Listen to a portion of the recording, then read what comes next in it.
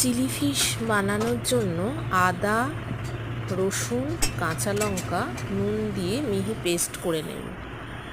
এখানে আমি মাছ নিয়েছি, বেশ বড় সাইজের আর মাছ ছোট ছোট পিস করে কেটে আনা হয়েছে বাজার থেকে, ভালো করে ধুয়ে তাতে আদা, রসুন, কাঁচা লঙ্কা যেটা নুন দিয়ে পেস্ট করা হয়েছিল সেটা মাখিয়ে ম্যারিনেট করে আধ ঘন্টা রেখে দেবো। তারপর একটা ডিম এবং কর্নফ্লাওয়ার দিয়ে সেটাও মাখিয়ে রেখে এদিকে প্যানেতে তেল গরম করে একটা একটা করে দিয়ে পকোড়ার মতো, যেমন চিকেনের পকোড়া হয় তেমন এটা ফিশ পকোড়ার মতো ভেজে নেব লালচে লালচে।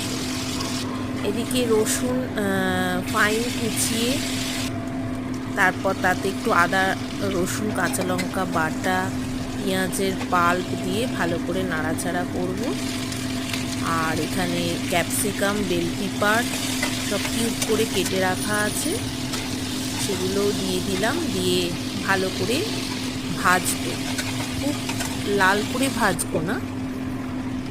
তারপরে চিলি ফিশ করতে যে সসের প্রয়োজন, সয়া সস, চিলি সস আর টমেটো সস, এই তিনটের মিশ্রণে খেতে ভালো হয় আরও, পরিমাণ মতো দিয়ে ওপরে সাদা তিল আর ধনেপাতা কুচি দিয়ে নামিয়ে নেব।